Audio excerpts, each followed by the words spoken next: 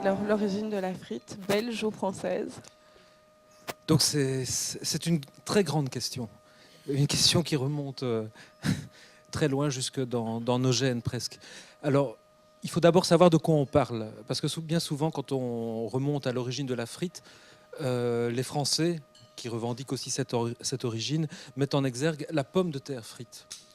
Et effectivement, si on s'attache à la pomme de terre frite, il y a beaucoup d'éléments qui laissent penser que c'est plutôt du côté de l'Hexagone que celle-ci a vu le jour, comme toute une tradition de friture d'ailleurs.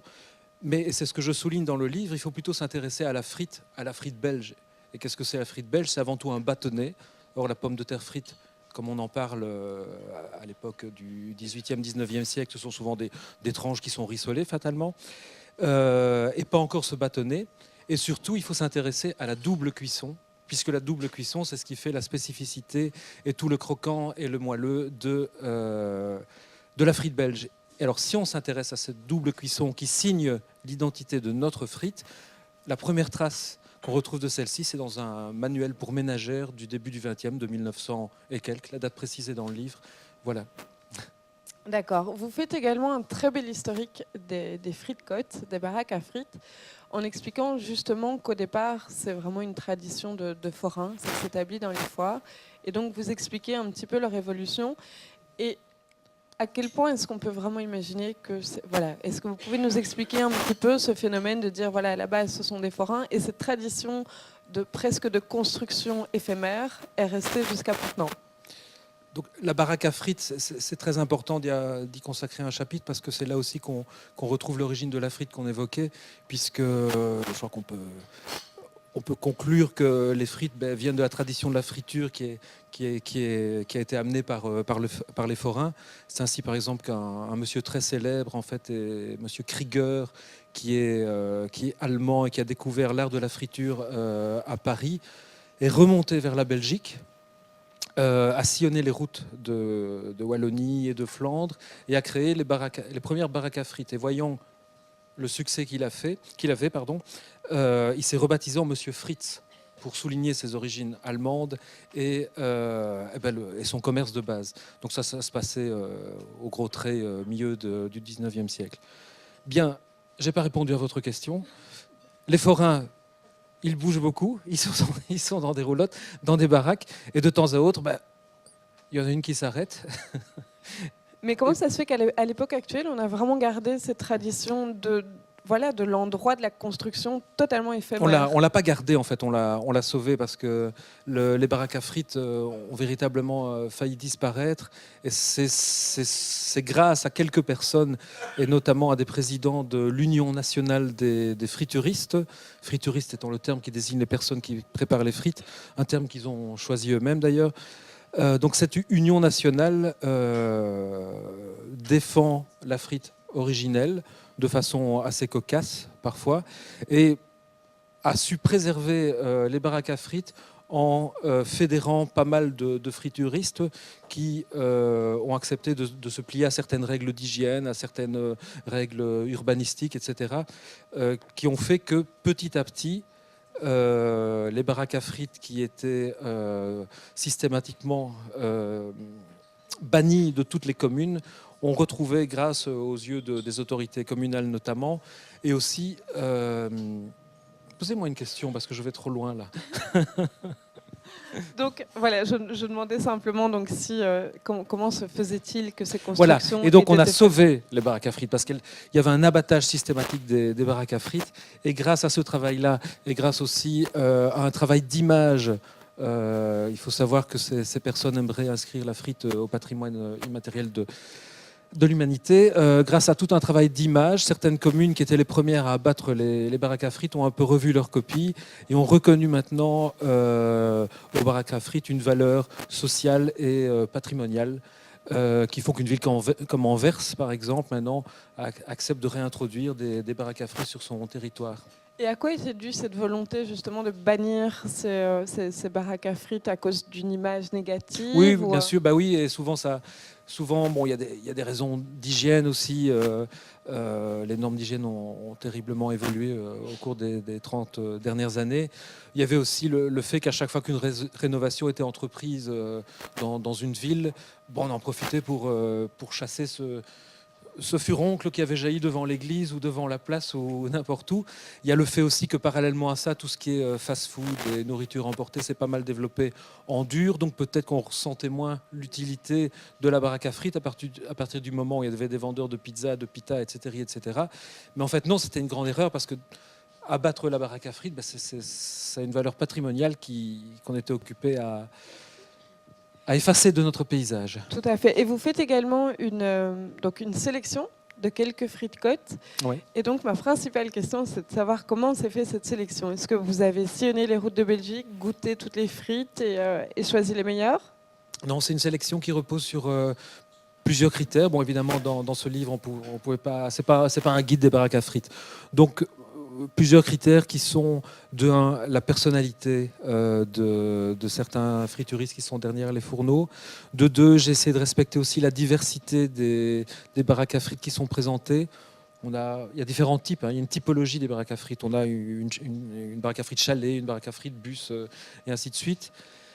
Euh, et, euh, et à l'arrivée, on a 7 portraits qui, je crois, résument pas mal, chacun à leur façon, ce qui nourrit chacun des frituristes, ce qui les anime en fait, parce que faire des frites, bon, bah, c'est un peu comme rentrer sous les ordres. Cette dame qui tient le bus le bus jaune splendide sur la Nationale 4 me disait qu'elle est plus souvent dans son bus que chez elle, parce qu'elle est là de 8h du matin jusqu'à tard s'il y a des clients.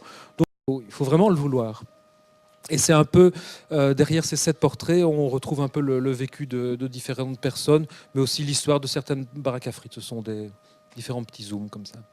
Oui, c'est vrai que... Illustrés, Oui, très très bien illustré. très bien photographiés plutôt, par Nancy Coste, qui a fait un travail fabuleux qu'on retrouve en fil rouge à travers le livre. Oui, les photos sont vraiment magnifiques. Et je trouve que les photos ont vraiment été choisies pour illustrer ce côté fédérateur de la baraque à frites. Il y a notamment une photo assez exceptionnelle où on voit des personnes quand même très bien habillées, très bien maquillées, Oui. qui sont en train de manger des frites comme tout un chacun. Et j'avais une autre question, c'est-à-dire que dans le monde gastronomique à l'heure actuelle, on connaît quand même beaucoup d'avancées. On a assisté aux grandes avancées de la cuisine moléculaire, à une nouvelle discipline qui est le design culinaire. Et dans tout ça, la frite reste avec les mêmes traditions de cuisson, les mêmes produits, les mêmes... Comment est-ce qu'on explique cette espèce de fidélité aux traditions? Ben la frite, c'est un classique du design. Finalement, c'est ce bâtonnet de 10 à 13 mm. C'est une recette tout à fait originale, parce qu'il faut bien se dire que la frite, c'est pas le petit bâtonnet French fries qu'on trouve dans certains grands fast-food. C'est un art, finalement. Il n'y a rien de plus simple, comme le dirait Albert Verhoeven, qui a signé les quelques pages consacrées à l'aspect plutôt cuisine, préparation de la frite. Il n'y a rien de plus simple que faire des frites. Et en même temps, c'est un art. Parce que la vraie frite, il y a une façon de la préparer, il y a cette double cuisson, il y a la façon de... Il faut savoir choisir ces bonnes pommes de terre, on cite souvent la binche, il faut savoir les découper, les laver, les éponger, les laisser reposer, les tremper une première fois à 160 degrés, attendre qu'elles chantent. Oui, parce qu'il paraît que la frite chante. Voilà.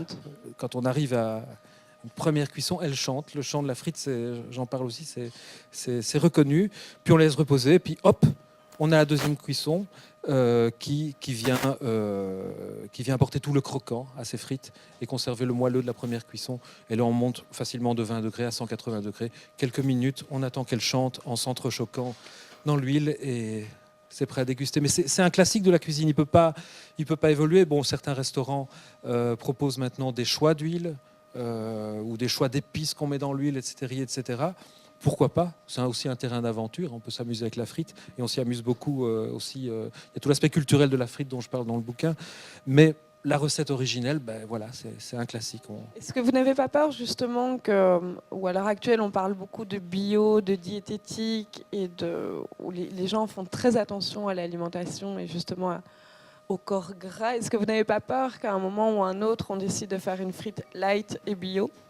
Oh, il y a déjà eu des tentatives, notamment à travers des frites au micro-ondes qui semble-t-il peuvent être dangereuses. Noël Godin me racontait que la seule fois où il a failli mettre le feu chez lui, c'était en voulant préparer des frites au micro-ondes.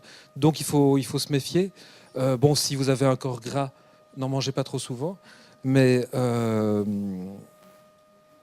frite, c'est une gourmandise. C'est comme toutes les gourmandises. Il faut savoir se Est-ce contrôler. qu'on parle de frites bio ou pas?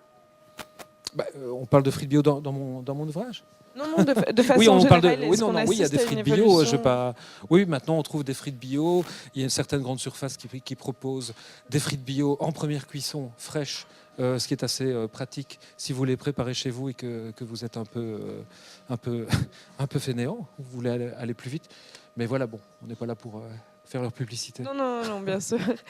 Est-ce que vous avez quelques petites anecdotes, étant donné que vous avez sélectionné plusieurs frites côtes et que, voilà, je pense que c'est comme vous le disiez justement, ce sont à chaque fois de grandes personnalités. Est-ce que vous avez une ou deux petites anecdotes à nous livrer sur la sélection de ces frites côtes? Des anecdotes, ce sont pas des blagues bien grasses, comme on pourrait le supposer. C'est plutôt des rencontres avec des personnalités. Il y a une des baraques à frites, on parlait de la sélection tout à l'heure, où finalement le choix s'est opéré grâce au fait du hasard. C'était en roulant sur un National 4. J'avais pas encore de baraque à frites type chalet. Et boum, il y en a une qui est apparue devant nous, qui était toute neuve, clinquante. Et c'était un jeune couple de forains, justement, qui a une caravane résidentielle. Et tout ce qu'ils avaient trouvé pour quand il y a des périodes creuses dans leur métier, c'est de se lancer dans le commerce de la frite. Et on a eu l'occasion de visiter, on le voit là, un chalet baraque à frites tenu par un jeune couple avec deux jeunes filles absolument charmants et passionnants et complètement impliqués. Donc c'était sur le plan humain, ce sont des rencontres très intéressantes et ce sont des gens qui se lancent dans le métier. Et ça c'est important dans le métier de frituriste, on s'aperçoit tout le temps que ce sont des gens qui croient énormément à ce qu'ils font et qui fonctionnent sur le principe du tire-ton-plan. Le principe de vouloir aussi faire tirer son plan seul aussi. Après, par exemple, le monsieur à la friterie du Bourdon était boulanger, il avait sa société, il travaillait avec d'autres. Un jour, il en a eu vraiment marre et il voulait vivre un peu peut-être comme un ours, je ne sais pas, mais il s'est dit je vais faire des frites. Et bon, il y est arrivé, il a tiré son plan et maintenant on le cite parmi les meilleures frites de Bruxelles. Et qu'est-ce qui, vous, personnellement, vous a amené à la frite, justement ?